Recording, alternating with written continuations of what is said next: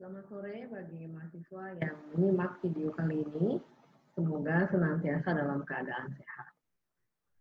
Pada pertemuan kali ini, saya akan memaparkan mengenai chapter berikutnya dari mata kuliah kita.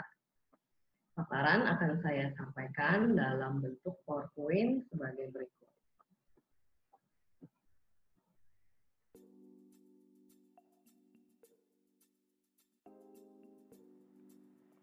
Pada video ini, kita akan membahas segmentasi dan positioning global.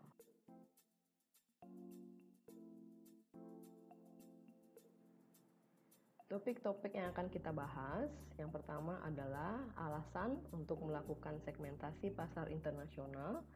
Yang kedua adalah pendekatan-pendekatan dalam segmentasi pasar internasional.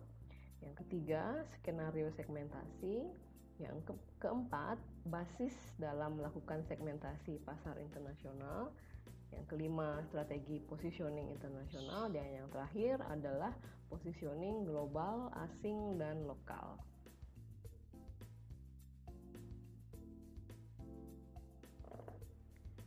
Alih-alih berkompetisi secara luas atau menargetkan segmen pasar yang besar, kebanyakan perusahaan memilih untuk mengidentifikasi dan menargetkan segmen pasar yang paling atraktif yang dapat mereka layani secara lebih efektif. Variasi pada kebutuhan konsumen merupakan motif utama dari melakukan segmentasi pasar. Pemasar memilih satu atau lebih basis segmentasi, seperti contohnya basis segmentasi berdasarkan umur atau gaya hidup, dan kemudian menetapkan basis konsumen prospektif mereka berdasarkan atas kriteria yang telah dipilih tersebut. Program pemasaran kemudian dikembangkan untuk menyesuaikan dengan kebutuhan dari segmen yang telah mereka pilih.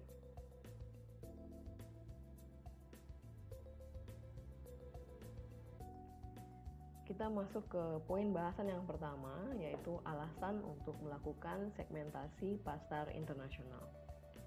Tujuan dari segmentasi pasar adalah untuk memecah pasar menjadi beberapa kelompok konsumen yang berbeda, yang juga memiliki respon yang berbeda terhadap program bauran pemasaran perusahaan. Dengan cara tersebut, perusahaan dapat menyesuaikan strategi bauran pemasaran ke masing-masing segmen. Dengan demikian, perusahaan dapat memuaskan kebutuhan masing-masing segmen dengan lebih baik.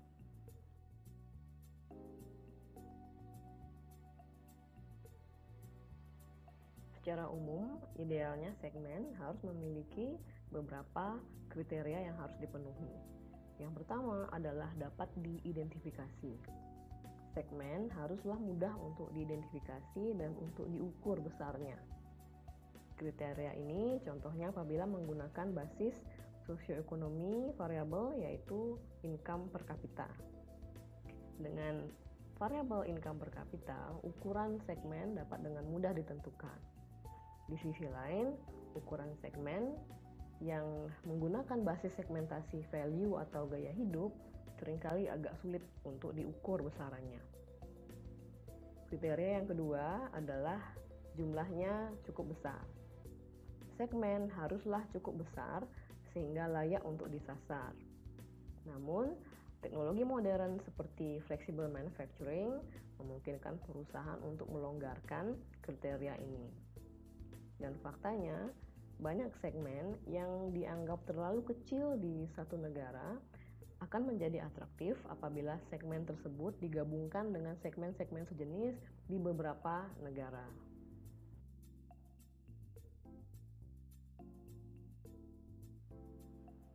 Kriteria berikutnya adalah accessible atau dapat diakses. Segmen haruslah mudah untuk dijangkau melalui upaya-upaya promosi dan distribusi. Perbedaan di setiap negara dalam hal kualitas distribusi, yaitu kondisi jalan di negara tersebut dan juga fasilitas penyimpanan yang tersedia, dan juga infrastruktur media seperti penetrasi internet, menyebabkan segmen dapat sulit untuk dijangkau di negara tertentu dan juga mudah untuk dijangkau di negara lainnya. Kriteria berikutnya adalah stabilitas. Apabila target pasar merubah komposisi perilakunya seiring waktu, upaya pemasaran yang dirancang untuk target market ini akan sulit untuk sukses. Sehingga target pasar yang baik adalah memiliki stabilitas dalam perilaku mereka.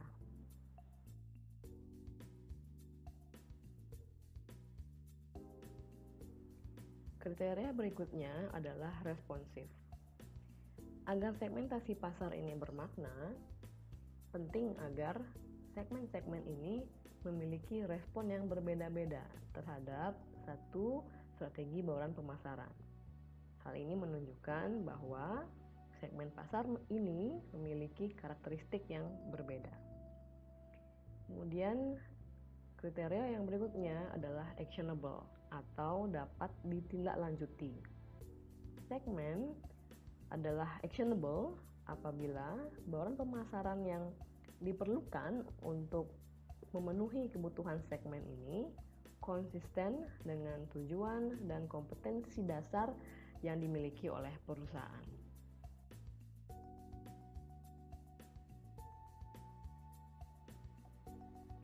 Terdapat beberapa alasan pemasar internasional melakukan segmentasi pasar internasional. Alasan yang pertama adalah country screening atau penyaringan negara-negara. Perusahaan umumnya melakukan penyaringan awal terhadap sejumlah negara target sebelum mengidentifikasi pasar atraktif bagi produk atau layanan yang mereka tawarkan. Dalam penyaringan awal, analis pasar umumnya bergantung pada beberapa indikator di mana informasi dapat dengan mudah dikumpulkan dari sumber-sumber data sekunder. Contoh dari indikator dapat berupa GDP per kapita atau pendapatan per kapita. Pada tahap ini, analis pasar internasional mengelompokkan negara-negara tersebut ke dalam 2 atau 3 kategori. Negara-negara yang memenuhi kriteria yang ditetapkan akan dikelompokkan ke dalam kelompok Go yang artinya lanjut atau dapat dipertimbangkan kembali pada tahap berikutnya.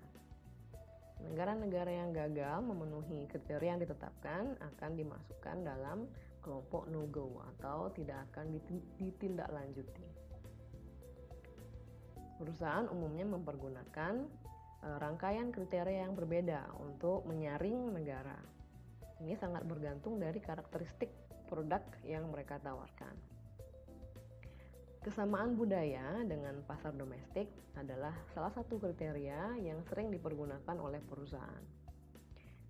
Kriteria lain yang juga populer adalah termasuk di dalamnya daya tarik pasar dalam hal kemakmuran ekonomi, yaitu pendapatan per kapita.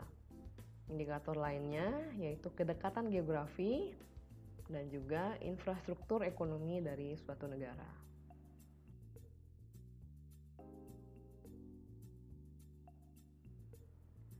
Alasan yang kedua adalah riset pemasaran global. Karena perusahaan global seringnya beroperasi di banyak negara, melakukan riset pasar di masing-masing negara tersebut menjadi sangat tidak efisien. Satu pendekatan yang dapat dilakukan adalah yang pertama dengan memulai mengelompokkan negara-negara tersebut menjadi beberapa klaster yang terdiri atas negara-negara yang homogen atau dengan karakteristik yang sama. Kemudian dari masing-masing kelompok diambillah satu negara untuk dipilih sebagai tempat melakukan riset, di mana riset akan dikonsentrasikan pada satu negara terpilih tersebut. Kemudian temuan dari riset pasar tersebut dari satu negara yang terpilih akan kemudian diimplementasikan pada negara-negara lain yang menjadi anggota dalam satu klaster yang sama dengan negara yang terpilih tersebut.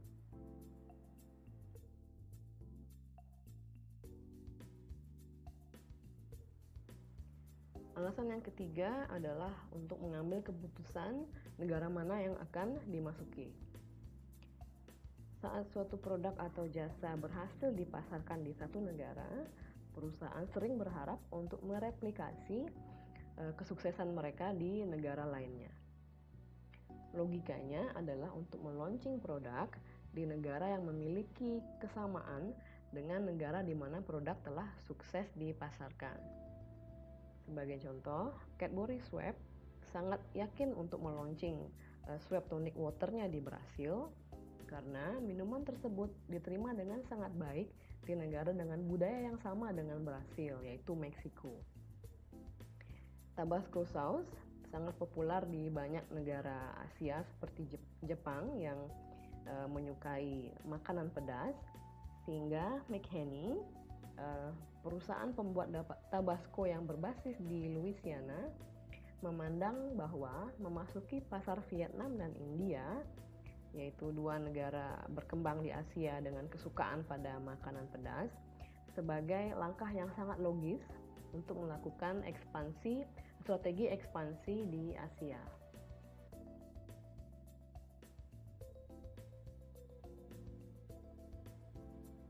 Alasan yang keempat adalah untuk menetapkan strategi positioning. Keputusan segmentasi merupakan keputusan yang penting dalam menentukan strategi positioning bagi produk perusahaan. Saat perusahaan telah memilih satu segmen pasar yang akan dilayani, manajemen kemudian perlu untuk mengembangkan strategi positioning menyesuaikan dengan keinginan dan kebutuhan dari segmen yang telah dipilih tersebut. Perubahan lingkungan atau pergeseran pada preferensi konsumen sering memaksa perusahaan untuk memikirkan kembali strategi positioning mereka. Strategi positioning ulang dari Cathay Pacific pada pertengahan 90 menjadi contoh yang baik, yaitu airline yang berbasis di Hong Kong menyadari bahwa produk mereka gagal untuk memenuhi kebutuhan dari customer Asia mereka dengan baik, di mana customer Asia ini merepresentasikan 80% dari basis pelanggan mereka. Untuk melayani atau memuaskan secara lebih baik target segmen ini, airline Cathay Pacific memutuskan untuk melakukan positioning ulang agar menjadi airline yang disukai atau dipilih oleh wisatawan dari Asia. Untuk itu, Cathay ingin memproyeksikan karakteristik Asia dengan mempergunakan pendekatan personal. Cathay kemudian menawarkan berbagai variasi dari makanan khas Asia dan juga memberikan entertainment khas Asia dalam penerbangannya. Dan hal lain yang dilakukan oleh Cathay juga adalah memperkenalkan logo baru dengan warna baru, mencat ulang eksteriornya, dan merancang ulang atau mendesain kembali kabin dan counter tiketnya. Untuk mengkomunikasikan perubahan ini kepada publik, Cathay kemudian meluncing kampanye advertising yang cukup masif dengan slogan The Heart of Asia.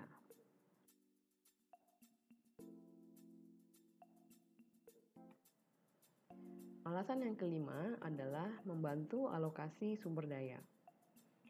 Segmentasi pasar akan sangat bermanfaat dalam membantu manajer untuk menentukan bagaimana mengalokasikan sumber daya pemasaran di berbagai negara. Contohnya, Nestle mengelompokkan negara-negara mempergunakan dua kriteria untuk produk Nescafe-nya. Kriteria tersebut adalah konsumsi kopi per kapita dan market share Nescafe di negara tersebut. Manajer Nestle dapat memutuskan untuk mengkonsentrasikan upaya pemasaran pada negara-negara yang memiliki pangsa pasar rendah untuk Nescafe, namun memiliki konsumsi kopi per kapita yang tinggi. Sehingga di negara-negara ini, Nestle dapat memfokuskan upaya pemasaran demi meningkatkan market share dari Nescafe. Atau sumber daya juga dapat dialokasikan ke negara-negara di mana Nescafe memiliki pangsa pasar yang cukup tinggi, namun negara tersebut memiliki konsumsi kopi yang rendah. Harapannya adalah dengan upaya pemasaran, Nestle dapat meningkatkan konsumsi kopi per kapita di negara tersebut sehingga meningkatkan penjualannya. Pada saat yang sama, manajer juga dapat mempertimbangkan untuk memotong sumber daya atau upaya pemasaran di pasar dengan konsumsi kopi per kapita yang rendah dan di mana market share dari Nescafe juga sangat lemah.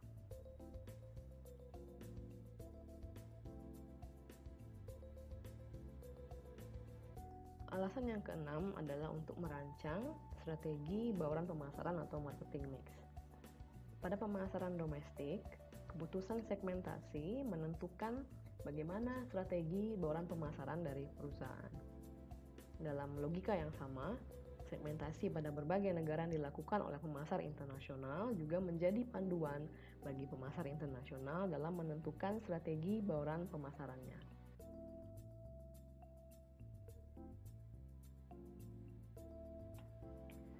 Kita masuk ke poin bahasan yang kedua, yaitu pendekatan segmentasi pasar internasional. Prosedur segmentasi pasar internasional yang sangat umum digunakan, yaitu mengklasifikasikan negara prospek secara geografis. Pendekatan ini dikenal dengan sebutan country as segment atau segmentasi agregat. Country as segment, pendekatan country as segment memiliki beberapa kelemahan. Dari perspektif pemasar global, relevansi manajerial dari segmen geografis ini sangat dipertanyakan. Karena batas antar negara sangat jarang mendefinisikan adanya perbedaan dalam respon konsumen terhadap strategi marketing tertentu.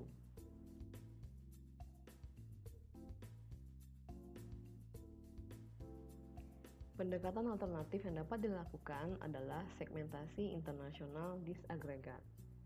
Di sini fokusnya adalah pada konsumen individual.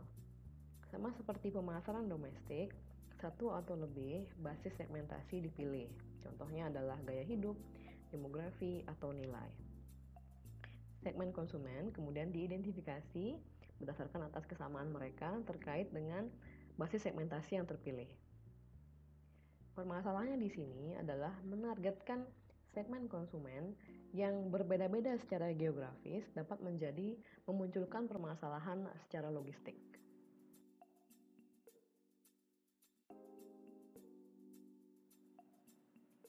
Untuk mengatasi kelemahan-kelemahan dari dua pendekatan yang telah dijelaskan sebelumnya, pemasar internasional dapat memilih untuk melakukan two-stage international segmentation atau segmentasi internasional dua tahap.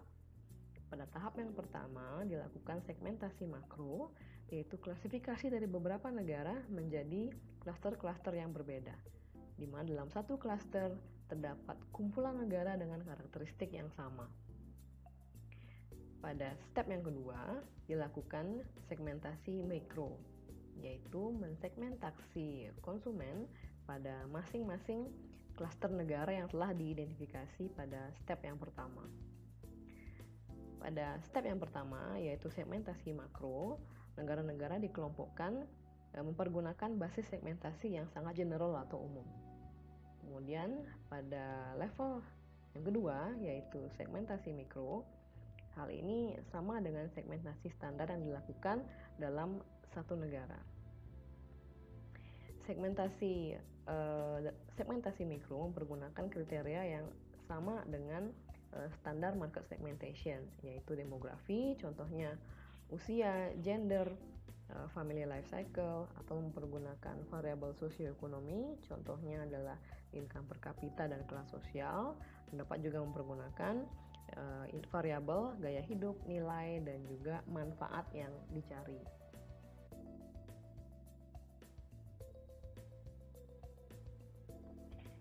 Kita menuju ke poin bahasan yang ketiga, yaitu skenario segmentasi.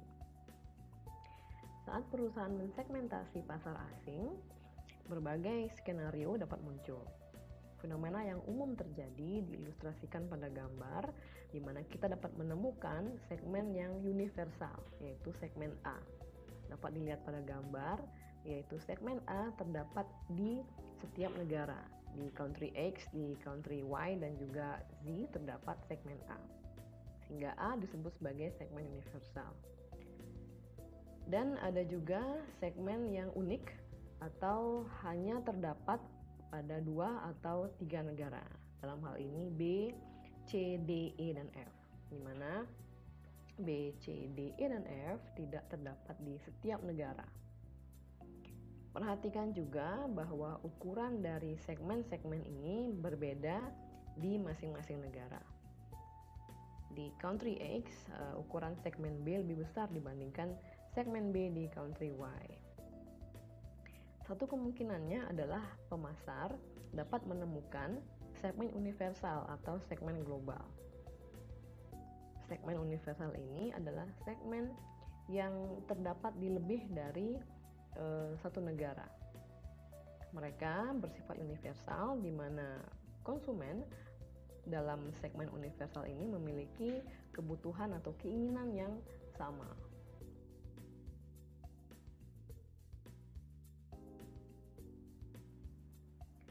Contoh dari segmen universal termasuk diantaranya adalah kaum muda global, business traveler, dan juga kaum elit global atau golongan kelas atas. Persamaan dalam kebutuhan konsumen bergantung pada kategori produk. Ini akan kita bahas pada section berikutnya. Salah satu contoh dari bagaimana menargetkan universal segment adalah Axe, yaitu merek dari produk perawatan diri bagi pria dari Unilever, menunjukkan bagaimana perusahaan dapat memasarkan produknya dengan sukses pada suatu segmen global, dalam hal ini kaum muda global. Untuk memperoleh perhatian dari kaum muda di seluruh dunia, Unilever mengembangkan ide marketing seputar parfum Axe atau deodoran Axe. Tim pemasaran Axe menciptakan suatu rangkaian iklan yang menunjukkan Axe Effect, yaitu bagaimana para wanita mengejar pria-pria yang mempergunakan deodoran dengan merek Axe.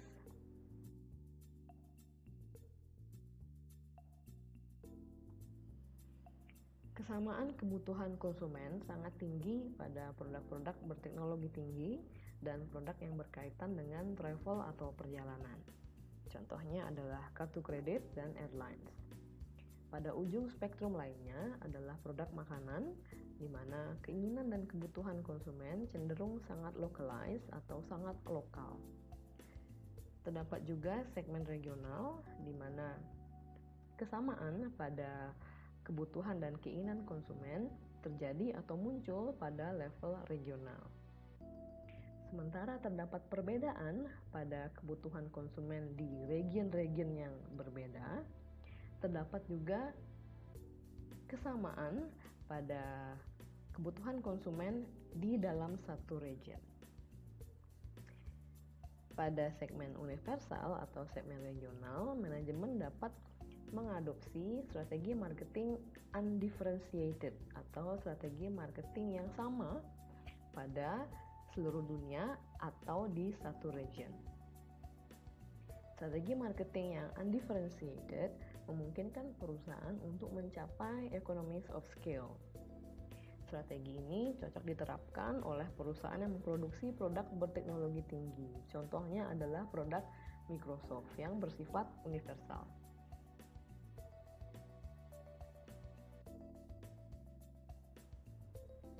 Pada ujung spektrum yang lain, terdapat perusahaan yang menyesuaikan strategi pemasarannya terhadap kebutuhan dan keinginan pasar lokal. Walaupun preferensi dan kebutuhan konsumen sama, perbedaan pada positioning dan juga elemen barang pemasaran perlu dilakukan untuk menghadapi variasi pada kondisi pasar lokal. Strategi yang terdiferensiasi ini memungkinkan perusahaan untuk lebih dapat menyesuaikan diri atau selaras dengan pasar lokal dan lebih fleksibel. Segmen unik atau diverse adalah suatu kondisi di mana kebutuhan dan keinginan konsumen sangat berbeda di negara yang berbeda atau sangat berbeda antar negara, sehingga sangat sulit untuk mendapatkan segmen yang sama di beberapa negara. Dibandingkan dengan mencari satu segmen yang sama di beberapa negara, terkadang manajemen memilih target market yang paling atraktif di masing-masing negara. Contohnya yang dilakukan oleh Jack Daniel's, merek whisky berbasis di Tennessee. Jack Daniel's mengimplementasikan diverse target market, di mana di Australia minuman ini menargetkan social drinker yang muda dan hip. Di Cina, di mana sebotol Jack Daniel dibanderol seharga $30 atau lebih, atau 2 kali harga di pasar Amerika, target market Jack Daniel's di Cina adalah urban professional berusia 30-40 tahun yang menghasilkan $1.000 per bulan.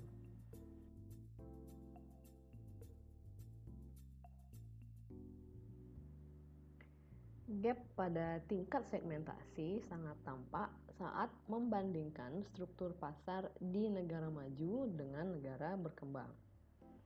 Untuk kebanyakan barang konsumen, struktur pasar untuk satu kategori di negara berkembang seringnya sangat sederhana, yaitu produk premium versus produk ekonomi. Di negara maju di sisi lain, mereka umumnya memiliki lebih banyak segmen dan ceruk. Ini disebabkan oleh perbedaan pada tingkat perkembangan dari pasar. Pada awal siklus hidup produk, pasar umumnya masih relatif kurang tersegmen. Namun seiring dengan semakin berpengalamannya konsumen dan mereka menginginkan fitur-fitur lebih dari produk yang mereka konsumsi, kemudian muncullah segmen-segmen baru dan ceruk-ceruk pasar yang baru.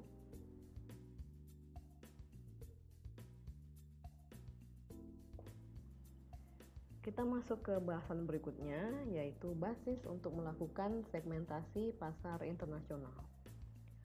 Langkah pertama dalam melakukan segmentasi pasar internasional adalah menentukan kriteria mana yang akan digunakan dalam melakukan segmentasi. Kriteria yang pertama adalah demografi. Demografi terdiri atas diantaranya usia, jenis kelamin, tingkat pendidikan, dan status pernikahan.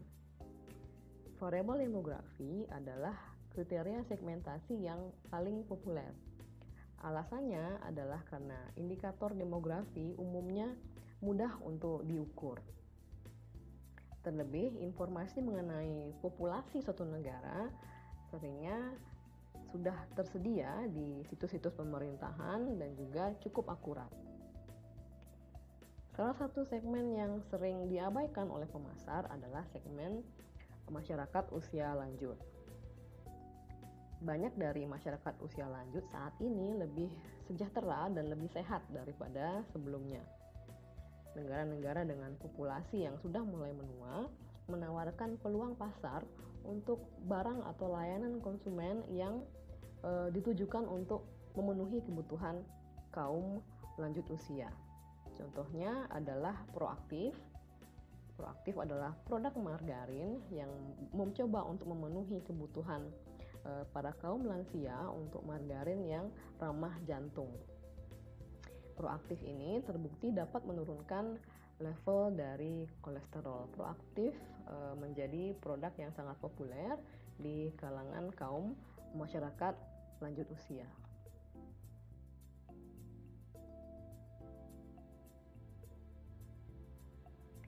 Variabel yang kedua adalah variabel sosioekonomi.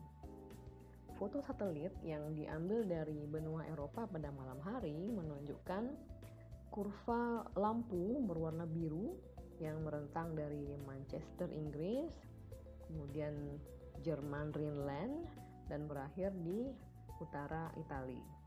Jurnalis Prancis menamai area ini Blue Banana.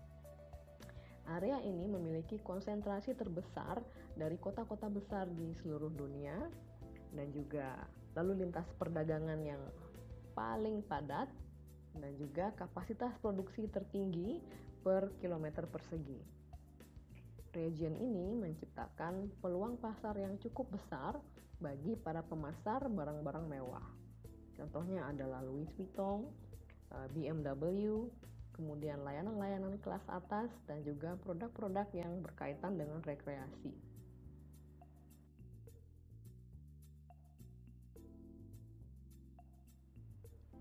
Konsumen dari negara-negara yang memiliki level perkembangan ekonomi yang sama sering menunjukkan kesamaan kebutuhan dalam hal jumlah dan juga jenis barang yang mereka butuhkan atau inginkan. Sehingga tidak mengherankan apabila banyak pemasar barang konsumen yang memandang bahwa pendapatan per kapita sebagai salah satu kriteria kunci dalam mengelompokkan pasar internasional. Kelemahan utama dalam menggunakan pendapatan per kapita sebagai indikator perkembangan ekonomi juga berlaku saat menggunakan indikator ini untuk melakukan segmentasi pasar. Kelemahannya adalah monetisasi transaksi di dalam satu negara,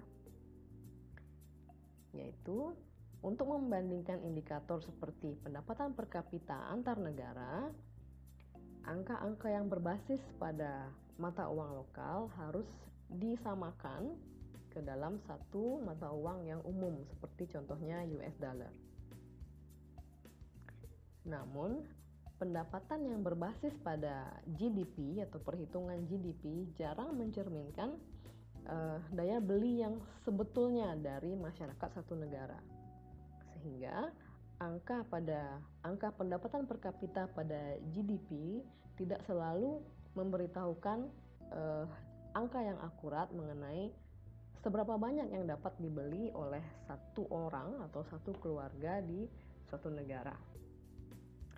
Katakanlah middle class di negara berkembang memiliki pendapatan 85 juta per tahun, dan middle class di negara maju memiliki pendapatan 500 juta per tahun.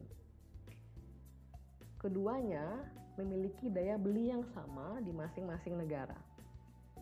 Hal ini disebabkan karena biaya hidup yang cukup tinggi di negara maju menyebabkan angka tersebut menjadi sangat tinggi.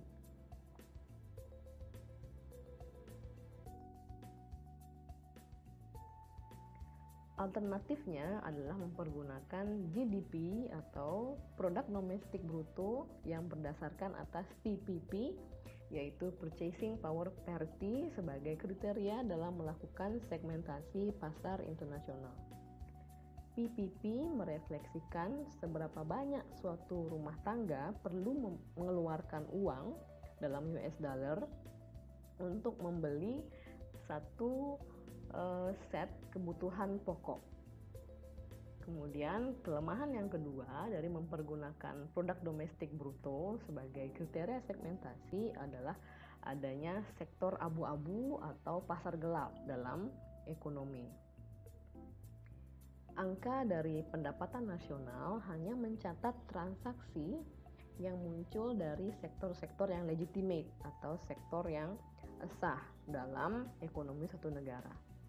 Banyak negara yang memiliki sektor abu-abu yang cukup besar, yaitu terdiri atas banyak transaksi dari produk-produk yang tidak dikenai pajak dan juga transaksi-transaksi barter.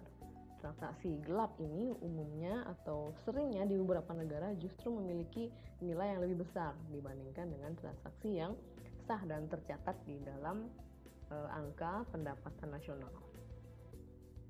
Kelemahan ketiga dari mempergunakan produk domestik bruto sebagai kriteria dalam melakukan segmentasi adalah disparitas pendapatan atau kesenjangan pendapatan. GNP atau produk nasional bruto tidak menggambarkan keseluruhan kondisi ekonomi. Indikator ini mungkin dapat menyesatkan di negara-negara dengan tingkat kesenjangan pendapatan yang cukup lebar. Seperti contohnya Bolivia, di mana 10% dari populasi yang merupakan masyarakat-masyarakat yang kaya berkontribusi pada 47% pada pendapatan nasional, di mana 10% dari orang-orang termiskin hanya memberikan atau hanya menyumbang 0,3%. Perhitungan pendapatan nasional adalah merata-ratakan pendapatan ini, sehingga apabila kesenjangan pendapatan sangat lebar di satu negara, maka angka GDP ini tidak menggambarkan kondisi ekonomi atau tidak menggambarkan pendapatan per kapita yang sebetulnya. Pendapatan per kapita dapat menghasilkan angka yang lebih tinggi di negara-negara dengan kesenjangan pendapatan yang cukup lebar, di mana sebetulnya pendapatan per kapita dari masyarakatnya tidak setinggi itu.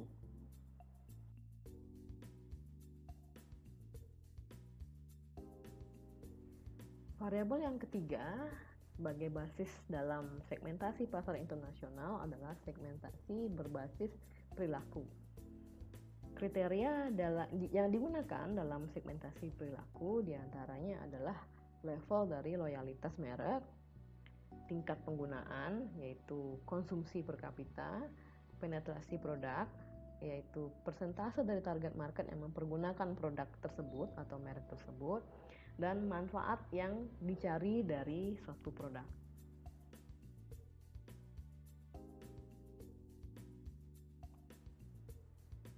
Basis yang keempat dalam segmentasi pasar internasional adalah basis lifestyle atau gaya hidup.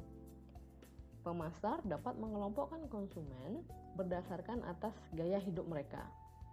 Contohnya adalah sikap mereka, opini, dan juga nilai-nilai yang mereka anut.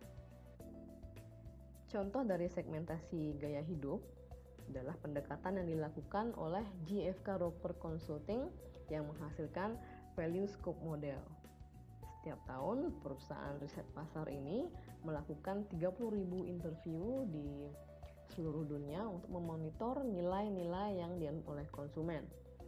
Berdasarkan atas responnya, Value Scope Model menghasilkan atau mengidentifikasi 7 segmen konsumen berdasarkan atas nilai.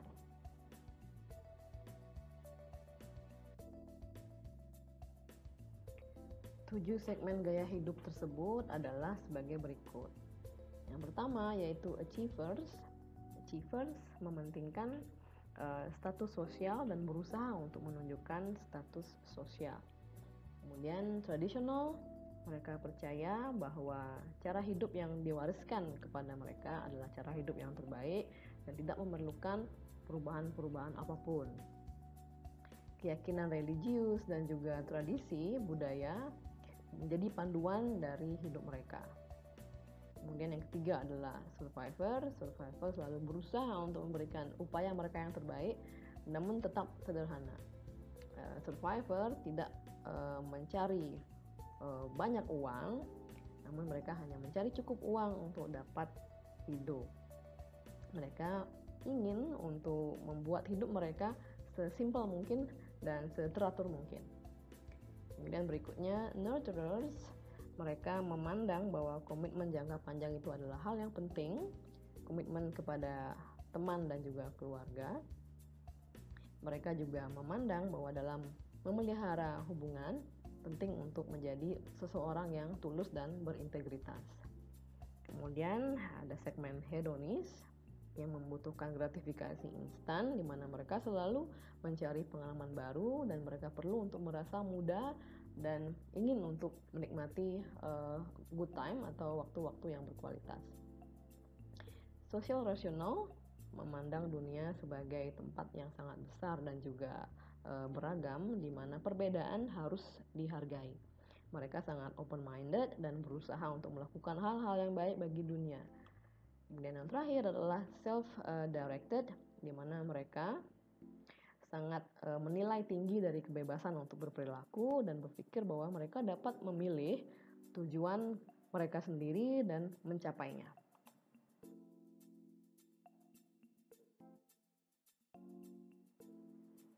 Praktisi dan akademisi memiliki concern terkait dengan penggunaan variabel lifestyle dalam atau sebagai basis segmentasi.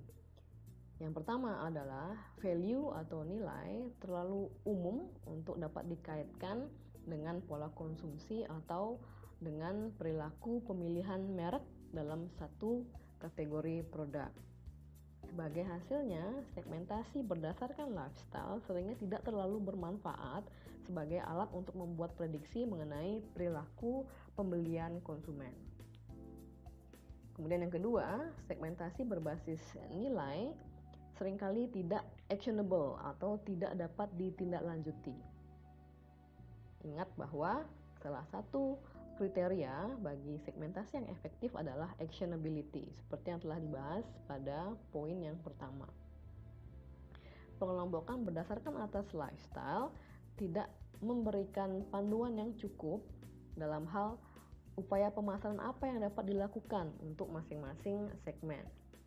Kemudian yang ketiga, implementasi internasional dari segmentasi berbasis lifestyle ini sangat terbatas karena lifestyle atau gaya hidup, walaupun dalam satu regional yang sama, gaya hidup dapat bervariasi dari satu negara ke negara lainnya.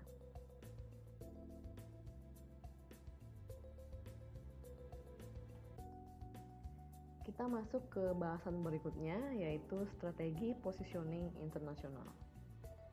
Saat perusahaan multinasional telah melakukan segmentasi pasar internasional, perusahaan perlu kemudian untuk memutuskan pasar mana yang akan mereka targetkan dan strategi positioning apa yang akan mereka gunakan untuk menarik segmen tersebut.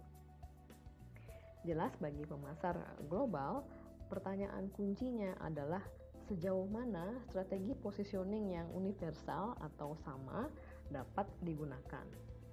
Dan jelas bahwa salah satu faktor kuncinya adalah keputusan dari target pasar. Atau secara kasar, perusahaan multinasional memiliki dua pilihan. Yang pertama adalah menargetkan segmen universal lintas negara atau menargetkan segmen pasar yang berbeda di pasar yang berbeda.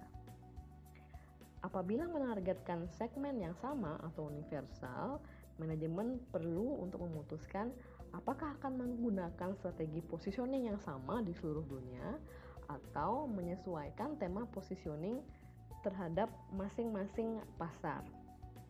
Di sisi lain, apabila perusahaan memutuskan untuk menargetkan segmen yang berbeda di negara yang berbeda pula, panduannya adalah untuk juga menyesuaikan strategi positioning di masing-masing segmen di setiap negara tersebut.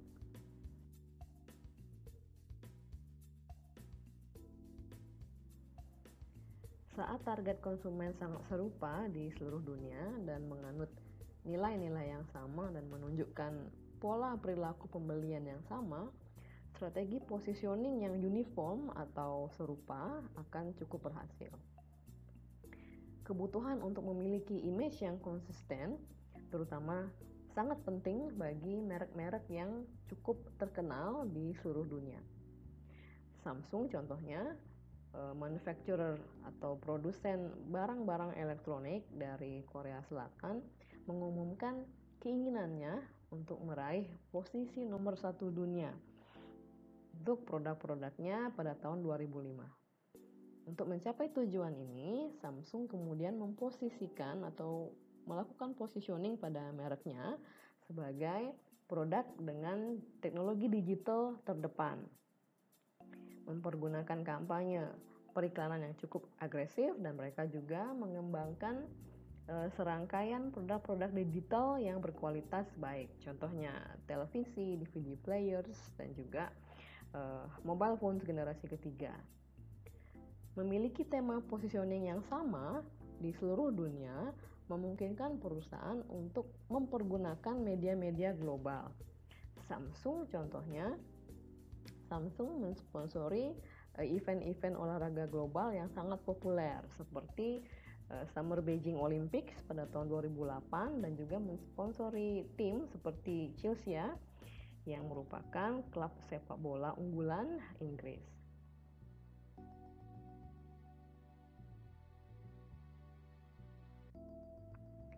Banyak perusahaan memposisikan brand-brand yang dianggap mainstream di negara asalnya sebagai produk-produk atau merek premium di pasar internasional, sehingga mereka menargetkan segmen yang lebih kecil yang bersedia untuk membayar harga premium untuk produk-produk impor.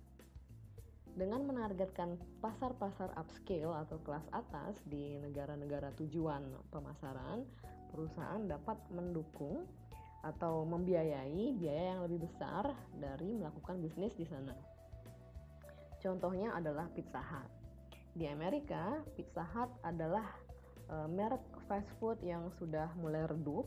Namun di Cina dan di pasar-pasar luar negeri lainnya, Pizza Hut telah menemukan suatu hidup baru di mana mereka dipandang sebagai restoran yang casual dan juga fashionable.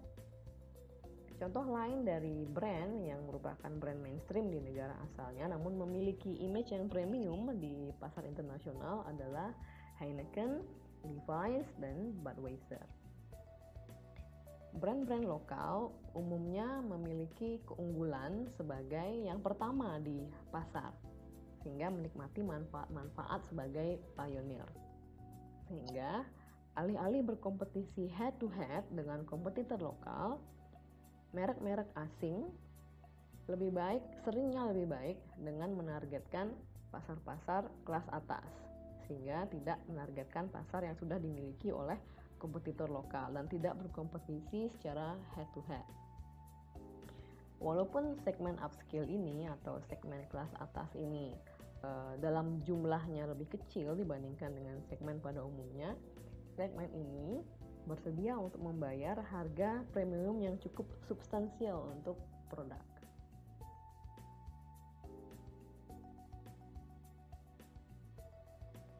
Kita masuk ke bahasan yang terakhir, yaitu positioning global, asing, dan lokal. Para manajer dapat memposisikan merek mereka sebagai simbol dari budaya global, budaya asing, atau budaya lokal. Kita membahas yang pertama, yaitu positioning budaya global atau GCCP. Strategi ini berusaha untuk memproyeksikan merek sebagai simbol dari budaya global. Sehingga membeli brand tersebut dapat menguatkan perasaan konsumen sebagai bagian dari segmen global. Dan juga dapat mendorong image pembeli sehingga dipandang sebagai seseorang yang kosmopolitan, modern, dan cerdas. Contoh dari merek yang berhasil mempergunakan strategi GCCP ini adalah Sony dengan slogan My First Sony dan Nike dengan slogan Just Do It.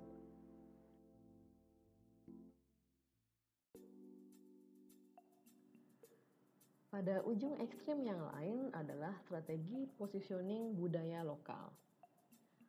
Walaupun brand tersebut adalah brand global, brand ini digambarkan sebagai bagian intrinsik dari budaya lokal. Brand ini digambarkan sebagai brand yang dikonsumsi oleh orang lokal dan jika memungkinkan diproduksi oleh masyarakat lokal, mempergunakan supplier lokal dan bahan baku lokal. Dengan demikian, brand ini telah mencapai status multilokal. Contohnya adalah Singer, produsen dari mesin jahit. Singer dipandang sebagai produk asli Jerman oleh masyarakat Jerman dan produk asli Inggris oleh masyarakat Inggris dan dipandang sebagai produk asli Amerika oleh masyarakat Amerika. Dan faktanya dalam Perang Dunia Kedua, pilot Jerman menghindari mengebom pabrik dari Singer di Eropa karena berpikir bahwa Singer merupakan produk buatan Jerman. Padahal faktanya Singer adalah asli dari Amerika.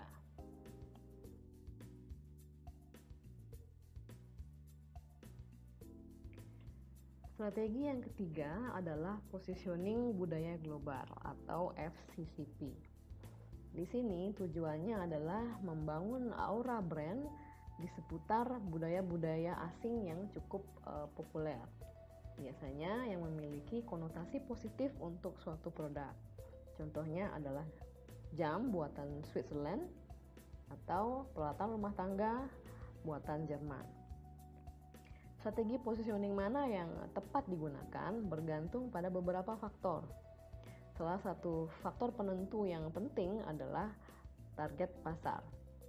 Saat target pasar menganut nilai yang sama, sikap yang sama, dan aspirasi yang sama, mempergunakan strategi global positioning akan efektif. Faktor penentu yang lain adalah kategori produk. Produk yang memuaskan kebutuhan universal dan juga digunakan dalam cara yang sama di seluruh dunia akan lebih efektif jika mempergunakan positioning global. Begitu juga merek-merek barang-barang konsumen berteknologi tinggi. Contohnya adalah Sony dan sebagainya yang mencerminkan kesan modern dan internasional akan tepat mempergunakan pendekatan positioning global. Faktor yang ketiga adalah pendekatan positioning yang digunakan oleh kompetitor lokal. Apabila setiap pemain di dalam pasar lokal telah menggunakan strategi global positioning, pemasar akan dapat lebih mudah untuk memasuki pasar mempergunakan strategi LCCP atau local positioning dan sebaliknya. Faktor terakhir yang menentukan strategi positioning mana yang tepat adalah level dari perkembangan ekonomi. Pada pasar negara berkembang yang masih dalam tahap awal dari perkembangan ekonomi, pendekatan positioning global akan lebih unggul dibandingkan pendekatan positioning lokal. Di pasar ini, brand yang memiliki image global mampu meningkatkan citra diri dan juga status dari penggunanya.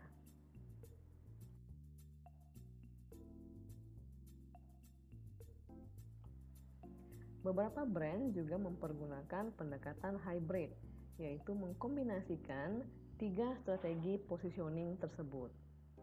McDonald diproyeksikan sebagai merek fast food yang kosmopolitan dan global. Ini mencerminkan positioning global atau GCCP.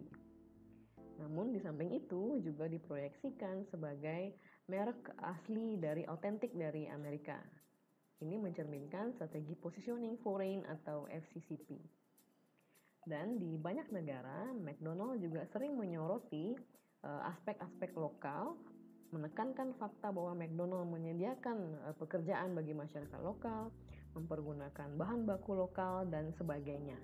Ini merupakan cerminan dari positioning lokal atau LCCP. Chain restoran fast food ini juga melokalisasi atau melokalkan menunya, yaitu menjual sandwich salmon di Norway, make teriyaki burgers di Jepang, make shawarma dan make kebab di Israel, samurai pork burgers di Thailand, dan juga lain sebagainya.